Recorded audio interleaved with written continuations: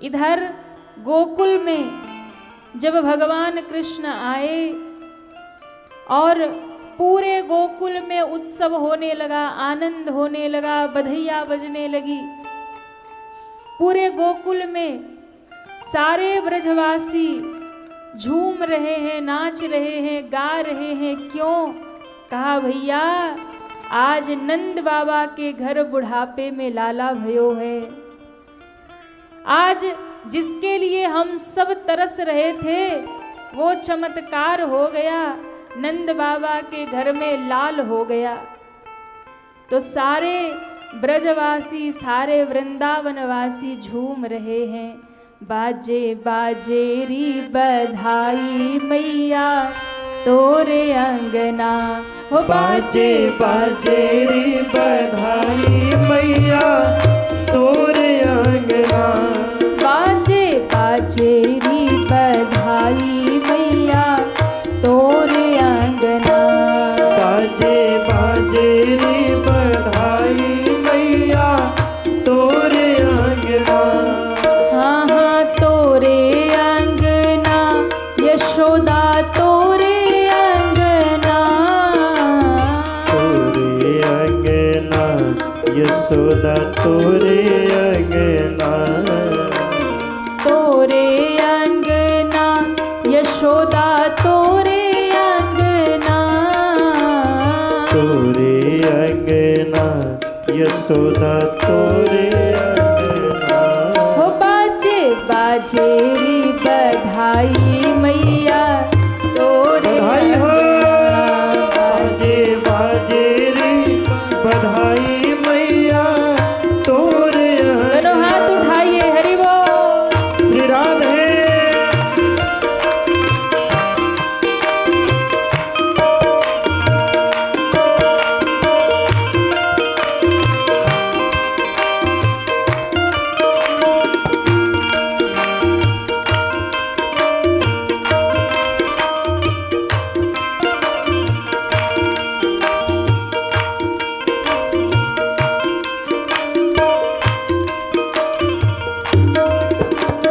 तोरे अंगना यशोदा तोरे अंगना। तोरे अंगना यशोदा तोरे अंगना। तोरे अंगना नंद रानी तोरे अंगना। तोरे अंगना नंदना तोरे अंगना। हो बाजे। हो। ऐसे भी दोनों हाथ ऊपर करिए सभी और तालियां बजाते हुए। हो बाजे, हो। हो बाजे बाजे री श्री राधे। बधाई तोरे अंगना। बाजे बाजे री बधाई मैया तोरे अंगना। हो बाजे बाजे री बधाई मैया तोरे अंगना। ओ बाजे बाजे री बधाई मैया तोरे हरि अंगना। बोल। जय हो। बोलो नंद के लाला की। जय हो।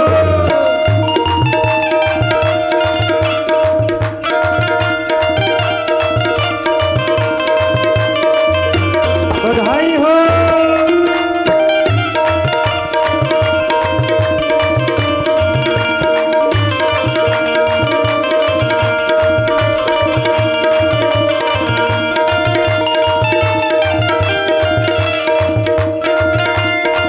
श्री राधे।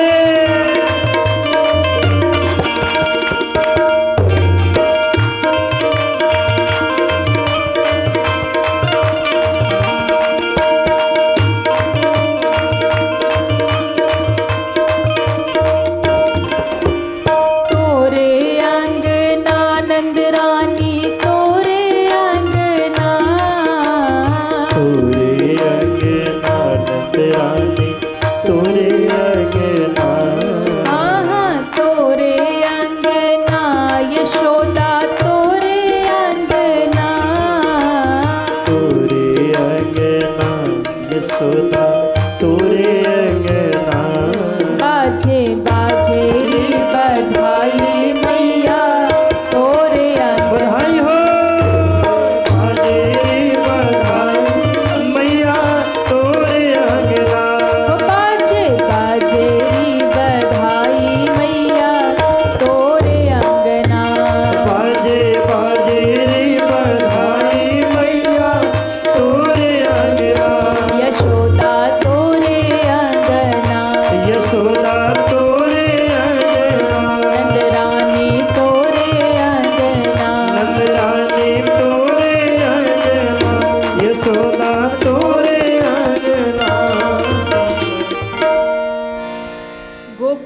बधाई बज रही, तोरे अंगना यशोदा।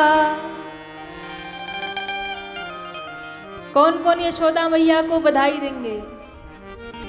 तनिक जोर से बधाई दीजिए। तोरे अंगना। माताएं भले ही व्रत है पर आवाज इनकी बढ़िया आ रही है। हाँ? ये लोग तो भोजन करके आए ना, फिर भी आवाज नहीं आ रही। जरा भाव से कहिए, तोरे अंगना यशोदा,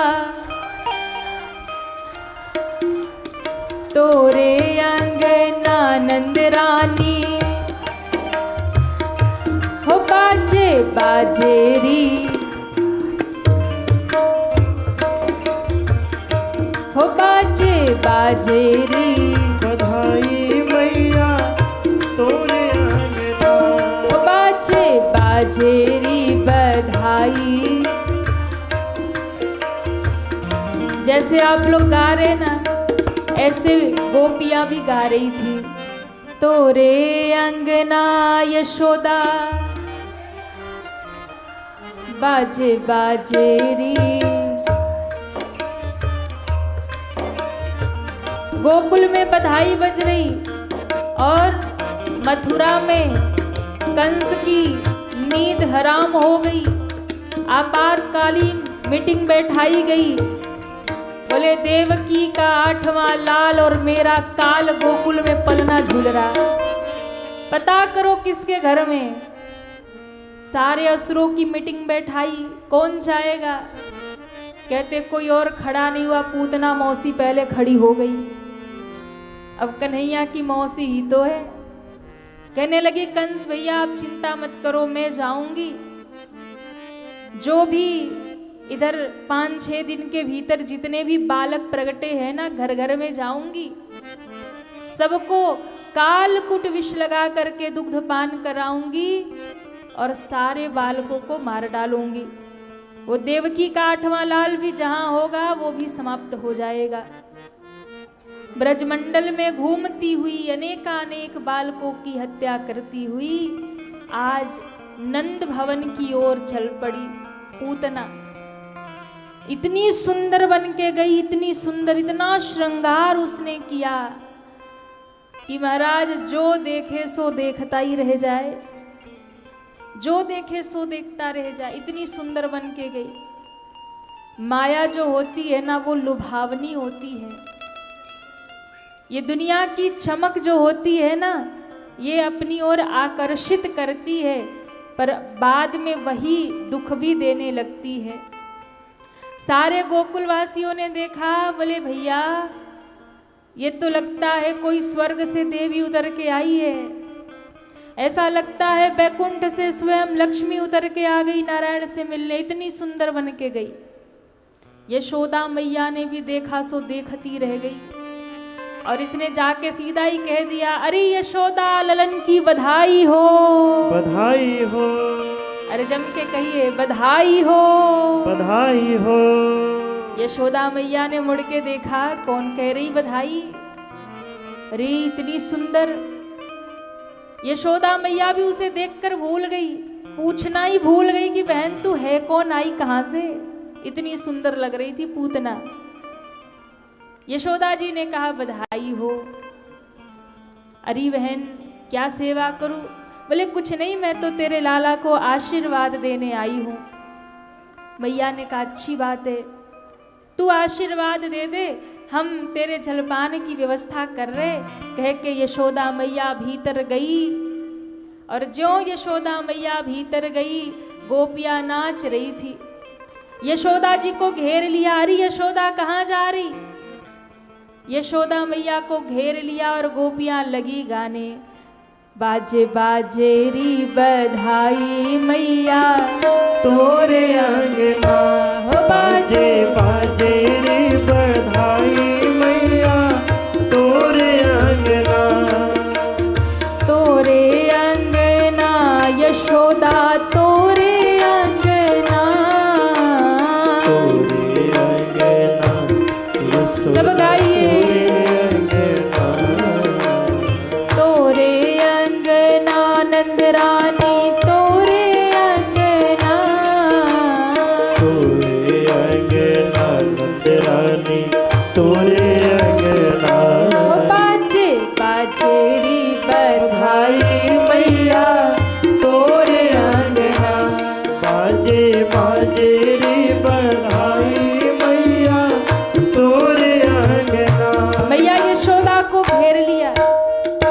मैया भूल गई कि बाहर किसी को बिठा के आई हो। नाचने गाने में भूल गई यशोदा मैया और पूतना को मौका मिल गया।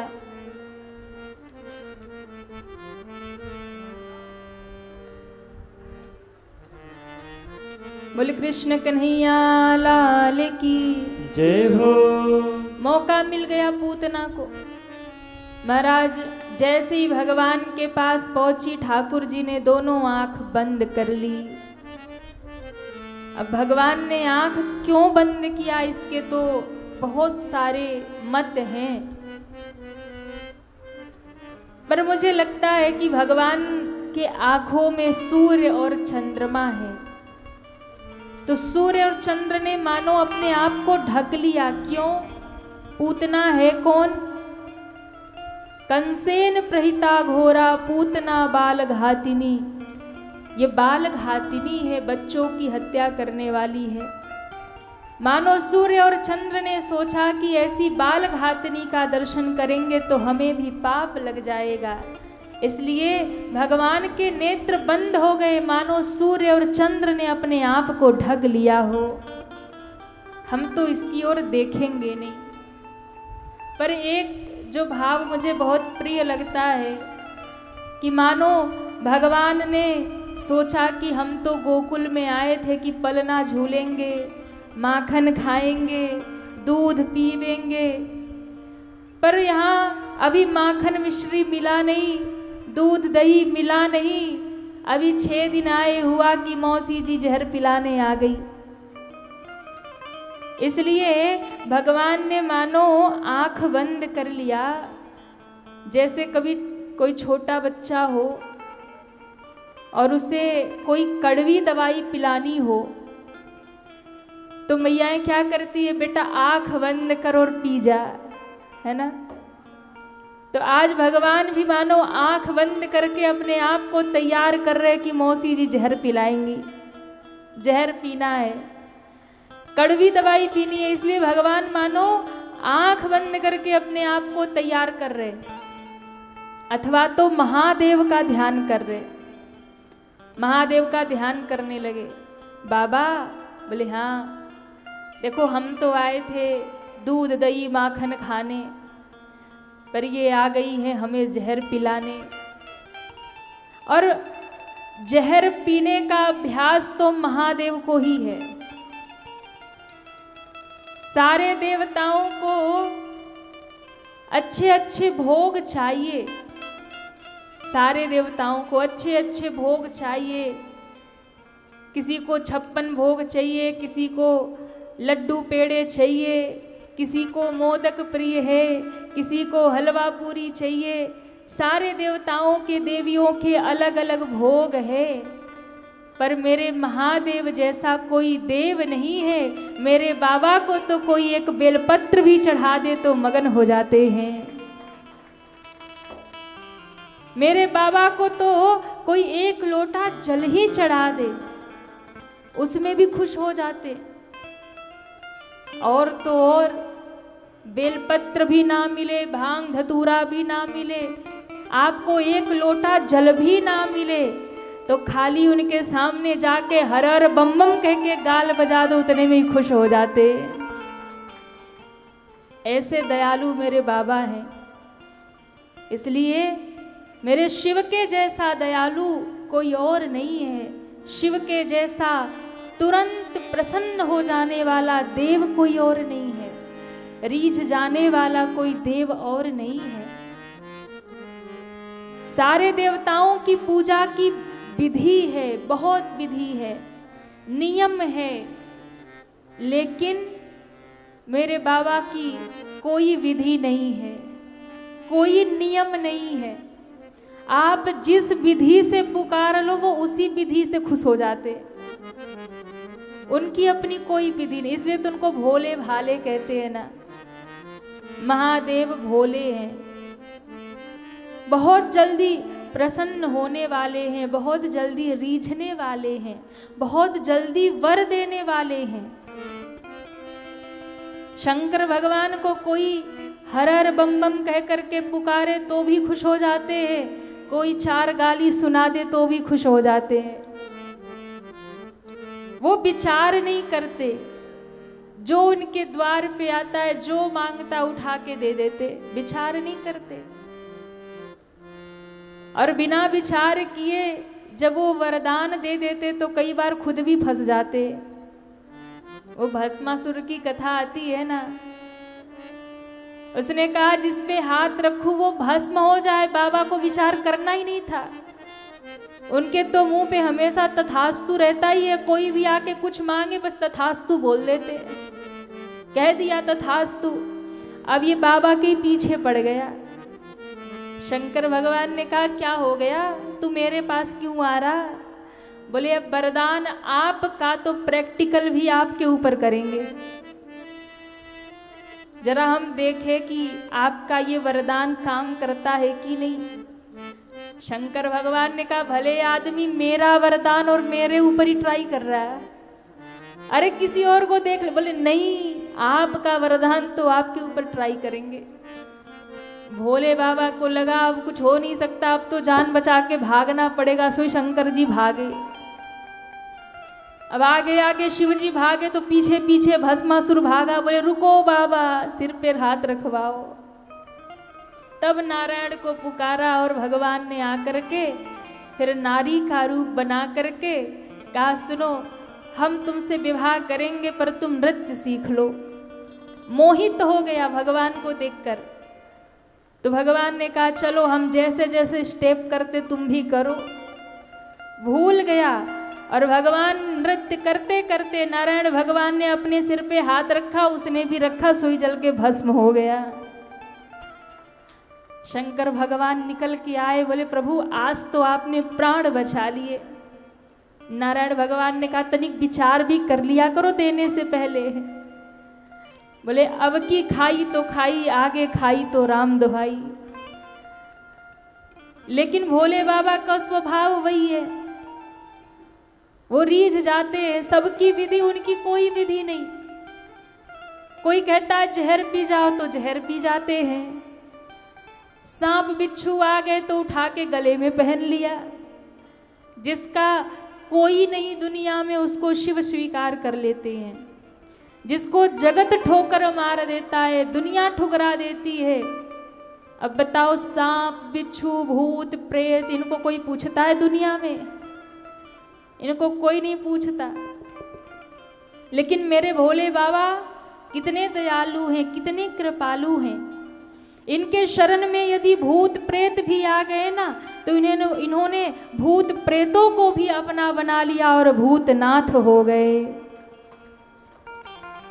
इनके शरण में सांप बिच्छू जहरीले जीव जंतु आ गए तो मेरे बाबा ने उनको भी उठा करके अपने गले का श्रृंगार हार बना लिया, भुजगेंद्र हारम।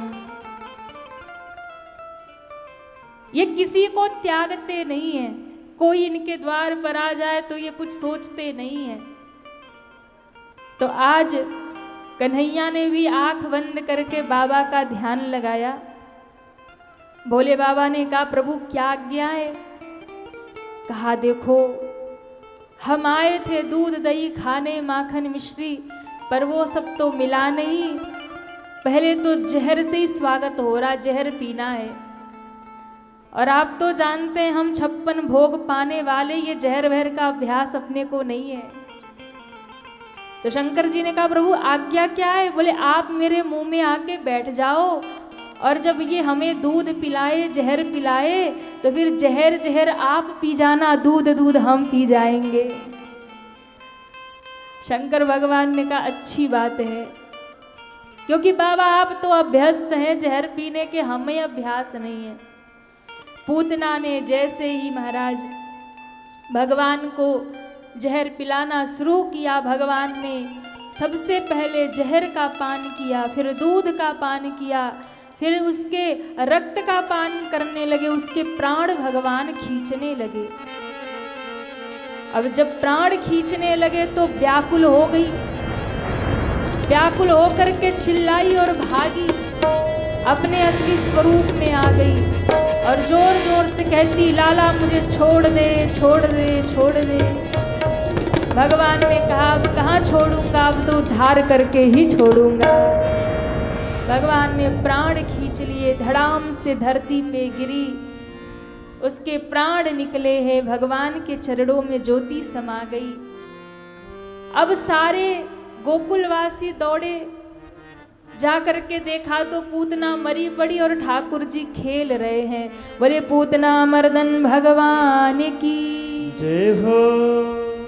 जैसे तैसे सीढ़ियों से चढ़ के उस पूतना के ऊपर से भगवान को नीचे उतारा। यशोदा मैया लेकर जैसे ही भवन की ओर चली, गोपियों ने कहा अरे यशोदा रुक जा, क्यों ऐसे ही लाला को घर में लेके नहीं जाना, क्यों? बोले राक्षसी ने छू दिया इसको, पता नहीं कौन सी अला बला लगा दी होगी, पहले गौशाले में ले चलो, इसका शुद्धिकरण करना है। अब कन्हैया को लेकर गौशाले में पहुंच गई। अब माताओं के तो अपने शास्त्र पुराण अलग ही होते हैं, ये अपने आप से नई नई चीजें उत्पन्न कर लेती है कि देखो बहन ऐसा नहीं करोगी तो ये अनिष्ट हो जाएगा, और एक ने शुरू किया तो वो बात फैल जाएगी, पूरा मोहल्ला वही करेगा। अब क्या करे? बोले लाला की शुद्धि करो। अब कन्हैया को लेकर के आए, एक बड़े से थाल में लाला को बिठा दिया। बोले गोबर लाओ, गोमूत्र लाओ, यमुना जल, गंगा जल, तीर्थों का जल ले आओ, दूध दही पंचामृत अभिषेक कराओ। अब माताएं ये विचार नहीं कर रही कि भाई 6 दिन का बालक है बेचारा नन्हा सा, और इतना नहलाएंगे तो कहीं सर्दी भी लग जाएगी। पर मैयाओं को है कि विधि पूरी होनी चाहिए, चाहे बीमार पड़ जाए। अब ठाकुर जी को बिठा दिया, ऊपर से वो पतला पतला गोबर डाले, गोबर, गोमूत्र, गंगा जल, यमुना जल, दूध, दही, घी, माखन, मिश्र सब ऊपर से डाले जा रही।